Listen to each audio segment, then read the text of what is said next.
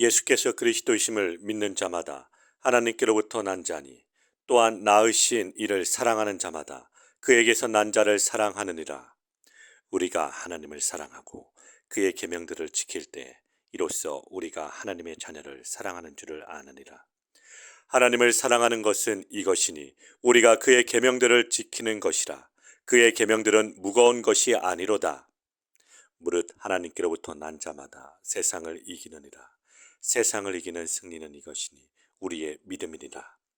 예수께서 하나님의 아들이심을 믿는 자가 아니면 세상을 이기는 자가 누구냐? 이는 물과 피로 임하신 이시니 곧 예수 그리스도시라. 물로만 아니요 물과 피로 임하셨고 증언하는 이는 성령이시니 성령은 진리니라. 증언하는 이가 셋이니 성령과 피로 물과 피라. 또한 이 셋은 합하여 하나이니라. 만일 우리가 사람들의 증언을 받을진대 하나님의 증거는 더욱 크도다. 하나님의 증거는 이것이니 그의 아들에 대하여 증언하신 것이니라. 하나님의 아들을 믿는 자는 자기 안에 증거가 있고 하나님을 믿지 아니하는 자는 하나님을 거짓말하는 자로 만드나니 이는 하나님께서 그 아들에 대하여 증언하신 증거를 믿지 아니하였음이라. 또 증거는 이것이니 하나님이 우리에게 영생을 주신 것과 이 생명이 그의 아들 안에 있는 그것이니라. 아들이 있는 자에게는 생명이 있고 하나님의 아들이 없는 자에게는 생명이 없느니라. 아멘. 요한일서 5장은 요한일서 마지막 장으로 계명을 지킬 것과 그리스도가 하나님의 아들이라는 사실, 또 형제를 위해 중보 기도할 것과 우상을 피하라고 말씀하여 주십니다. 요한이 5장을 통해 1장부터 4장의 내용을 다시 확인하고 기록하고 있습니다. 그 이유는 본 서신을 끝맺으면서 마지막으로 다시 한번 더 유대인 공동체들에게 사랑의 실천을 권면하고 있으며 전통적인 그리스도에 대한 교리, 즉 그분이 하나님의 아들이라는 사실을 강조하기 위해서입니다. 또한 5장 후반부에서 형제를 위한 중보기도와 우상에서 떠날 것을 당부한 것은 이단으로부터 성도들을 지키고 하나님의 교회를 보호하려 했기 때문입니다. 오늘 본문 1절에서는 하나님께로 난 자에 대하여 말씀하고 계십니다. 1절 말씀입니다. 예수께서 그리스도이심을 믿는 자마다 하나님께로부터 난 자니 또한 낳으신 이를 사랑하는 자마다 그에게서 난 자를 사랑하느니라. 아멘. 하나님께로서 난 자는 하나님을 사랑하는 자로서 하나님께로부터 난 다른 형제, 자매를 사랑하는 자입니다. 요한일서 2장 29절 말씀에서도 하나님께로서 난 자는 의를 행하는 자라고 말씀하고 계십니다. 결국 형제, 자매를 사랑하는 것이 의를 행하는 것이라는 사실을 알 수 있습니다. 왜냐하면 하나님의 의가 나타나 있는 율법은 사랑으로서 완성되기 때문입니다. 그래서 하나님께서 사도 요한을 통해 하나님께로서 난 자는 사랑을 행함으로써 하나님의 의가 나타나 있는 법을 지켜야 한다는 것을 오늘 우리에게 말씀하시고 계십니다. 오늘 말씀 3절 말씀입니다. 하나님을 사랑하는 것은 이것이니 우리가 그의 계명들을 지키는 것이라. 그의 계명들은 무거운 것이 아니로다. 아멘. 3절 말씀에서는 하나님의 계명이 무거운 것이 아니라고 합니다. 즉 하나님의 계명을 지키는 것이 어려운 일이 아니라는 것이죠. 그러나 서로 사랑하라 라는 하나님의 계명을 지키기 위해서 목숨까지도 버려야 한다고 성경은 말하고 있습니다. 요한복음 15장 13절 말씀입니다. 사람이 친구를 위하여 자기 목숨을 버리면 이보다 더 큰 사랑이 없나니. 아멘. 사실상 하나님의 계명이 결코 가볍게 느껴지는 것만은 아닙니다. 그렇지만 하나님께서 먼저 우리를 사랑하셨고 우리에게 사랑할 수 있는 능력을 주셨기 때문에 우리는 하나님의 계명을 지킬 수 있다는 것입니다.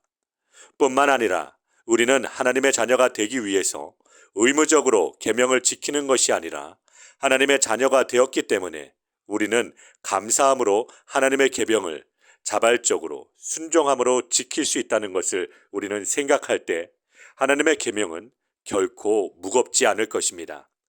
마태복음 11장 30절에서 예수님은 이렇게 말씀하십니다.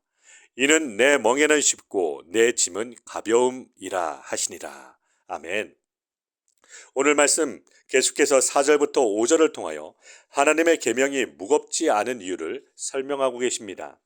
세상을 이길 수 있는 능력은 예수님께서 하나님의 아들이심을 믿는 믿음으로부터 나오는데, 이런 믿음을 가진 자는 계명을 지킬 수 있는 능력을 가진 자입니다. 그래서 이런 자는 하나님을 대적하는 세상의 욕심, 즉 육신의 정욕과 안목의 정욕과 이생의 자랑으로부터 자신을 지킬 수 있는 자입니다. 결국 예수 그리스도가 하나님의 아들이라는 사실을 믿는 자는 세상을 이기는 능력을 갖게 되며 하나님의 계명을 쉽게 지켜 나갈 수 있다는 것입니다. 6절부터 8절 말씀에서는 예수님이 그리스도임을 나타내는 세 가지 증거에 대하여 말씀하고 있습니다. 세 가지 증거는 바로 물과 피와 성령입니다.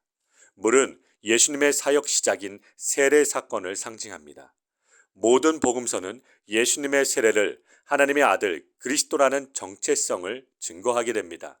그리고 두 번째 피는 예수님의 십자가 사건을 의미합니다.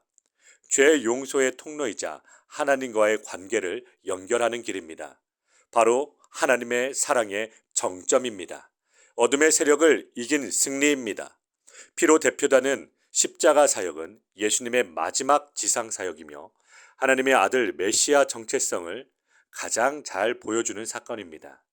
그리고 예수님이 그리스도임을 나타내는 세 가지 증거, 마지막 세 번째는 성령님이십니다. 성령님은 복음서에서 예수님의 정체를 증거하는 존재로 나옵니다. 예수님이 세례를 받을 때 하늘에서부터 임한 것을 시작으로 성령님은 예수님이 메시아임을 드러내고 있습니다. 더 나아가 성령님은 예수님의 승천 이후 제자들에게 보내진 진리의 영이고 예수님을 증거하는 역할을 갖고 있지만 예수님이 구약에서 약속한 그리스도, 즉 메시아임을 증거하는 것은 공통적이라는 것입니다.